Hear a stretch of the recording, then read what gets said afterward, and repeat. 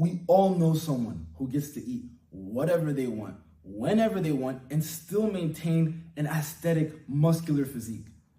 In case you couldn't tell, I'm one of those people. By the end of this video, you will be too.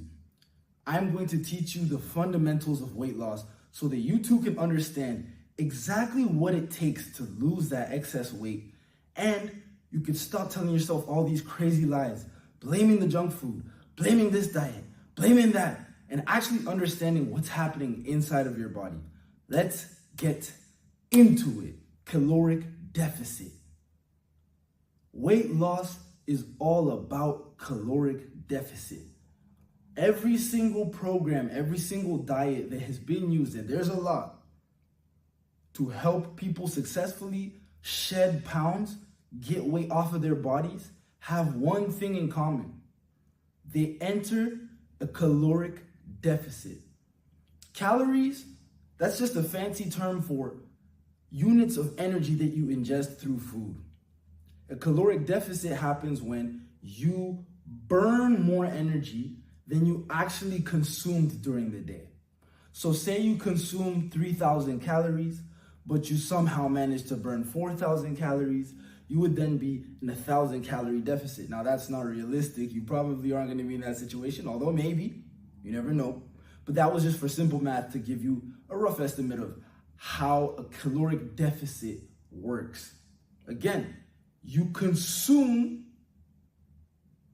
less than you actually used.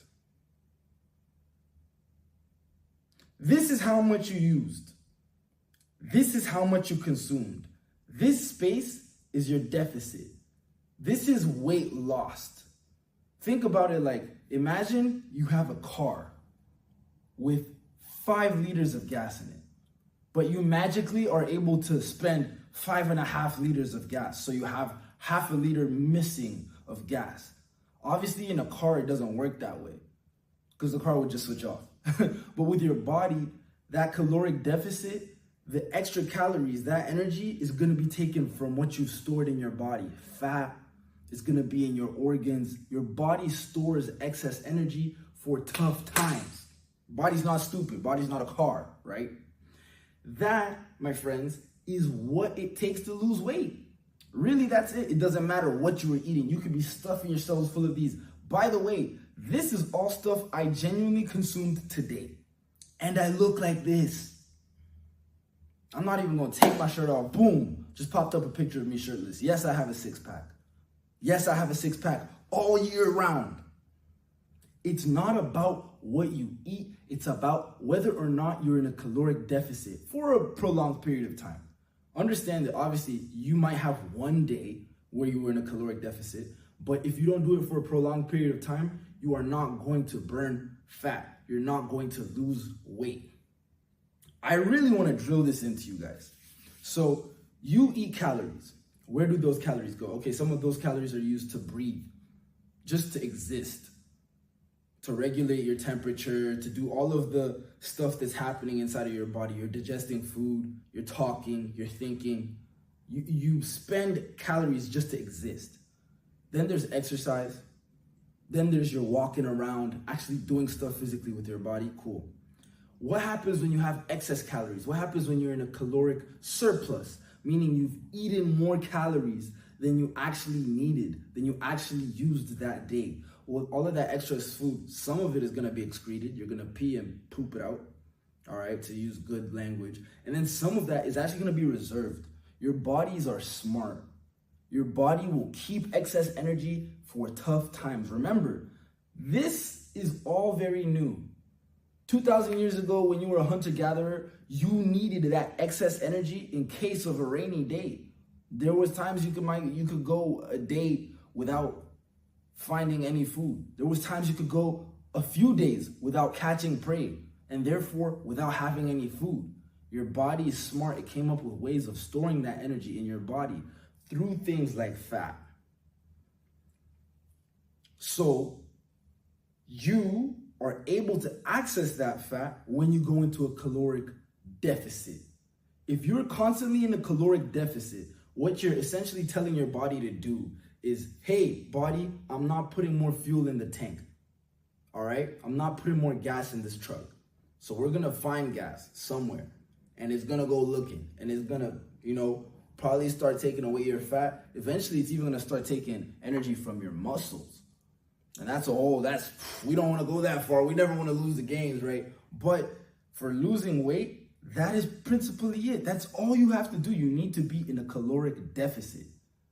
Everything else, all of that is just talk. Look, obviously, you don't want the majority of your diet to be junk food.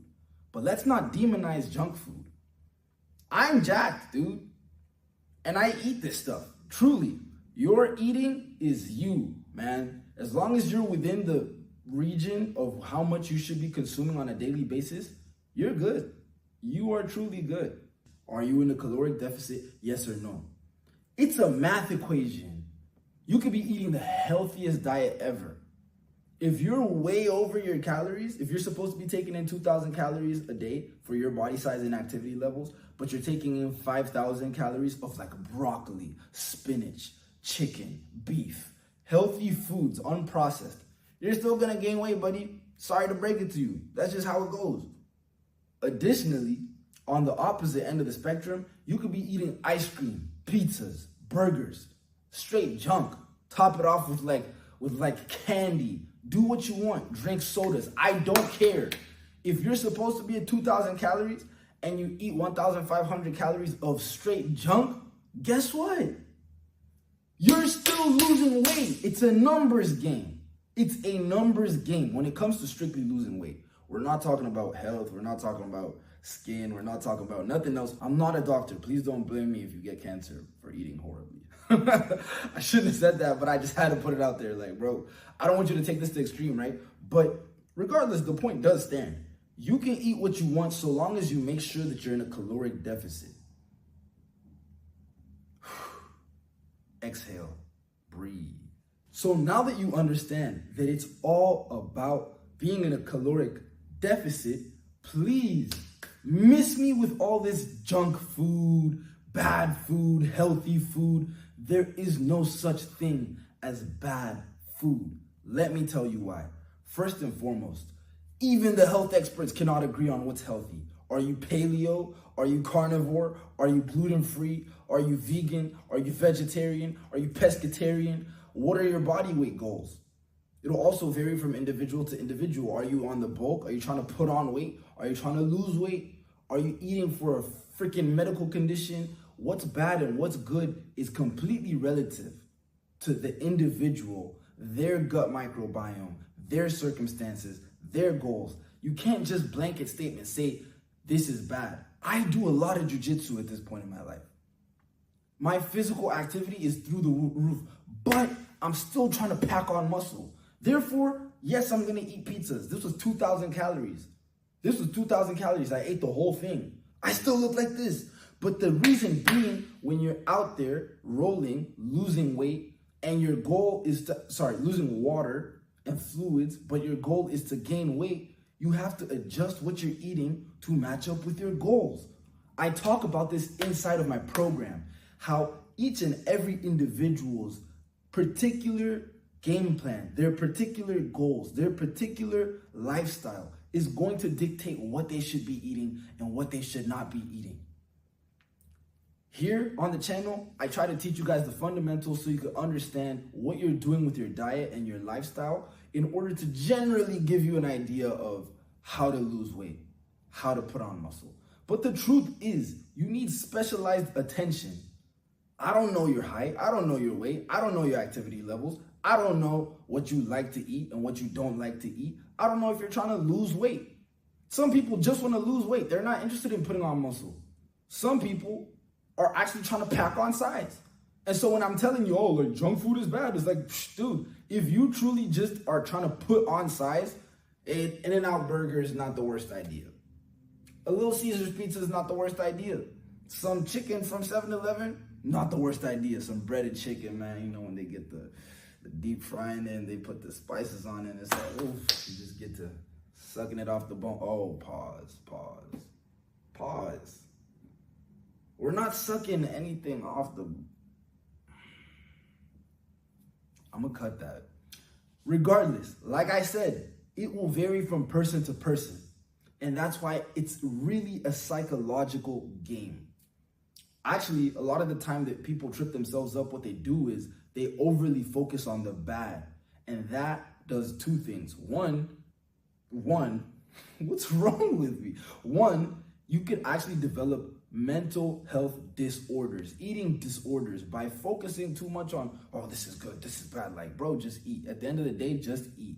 Be relaxed about food and your relationship with food.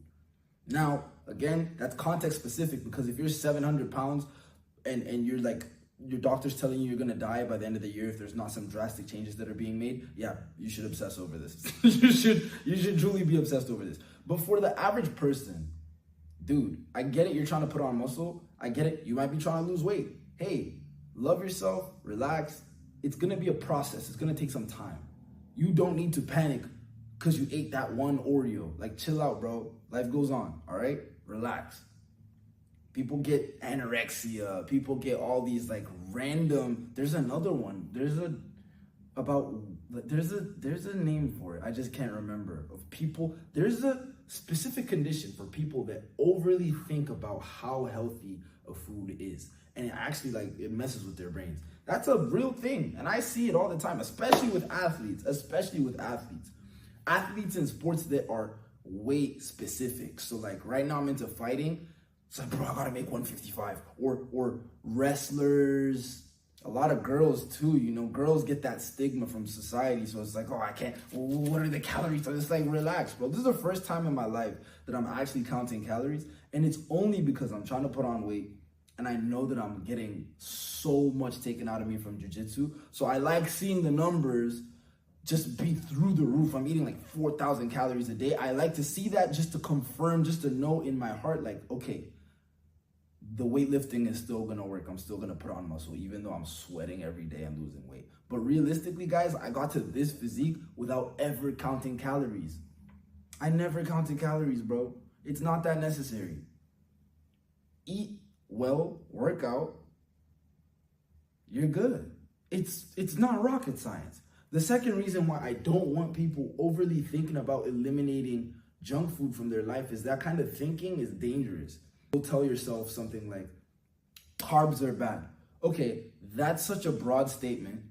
Someone on the internet probably said it, and yes, it is, like, to an extent, carbs put on a lot more weight than other food groups, blah, blah, blah. But you can't just cut out a food group like that arbitrarily unless you understand what you're doing. If you're more advanced in your fitness journey, free reign to do what you need to do to get to your goals. You are a certified killer and you know what you're talking about. But for random people to just say carbs are bad, fats are bad, you can't just cut out entire food groups from your diet. You're gonna develop deficiencies, and now there's a whole host of issues that are gonna manifest themselves. And worst of all, you won't stick to the diet. You won't stick to your diet if it's too strict. You need a pizza every now and then. You need to go be able to fuck up some ice cream. Like, that's how life works. That's how life works. There will be times you mess up. There will be times you slip up. And if you're not able to get back onto the routine fast, if it's not lenient enough for you to have some life, just leeway, you won't stick to the diet. There's actually a study that was done in 2012 where they eliminated, why did I do that? They eliminated white bread from one group's diet, and then they didn't from the other group's diet. And then I'm pretty sure they implemented the same weight loss tactics other than that inside of their lives. They had the same workout routines. In the group where white bread was removed, guess what? They lost the same amount of weight as the group that did not have white bread removed, but they had a far higher dropout rate. That means that less people completed the diet. Less people followed through with it. The amount of weight that the two groups lost was the same. So you could have had white bread in your diet, you could have taken it out. Realistically, it was not going to have a statistically significant impact on your weight loss results. However, you are way more likely to complete the diet when you get to keep in a few of your favorite snacks and favorite treats. As long as they don't dominate your diet, there's not an issue. Guys, again, if you need assistance with this sort of thing, if not me, Go reach out to somebody else. I'm telling you, I'm changing people's lives. I'm working with people. I'm helping people lose weight and get to their aesthetic, lean physique. Program linked in the bio. I hope you enjoyed this episode. I hope you learned something. And now I'm going to go continue destroying this pizza. Umakwana. Keep going.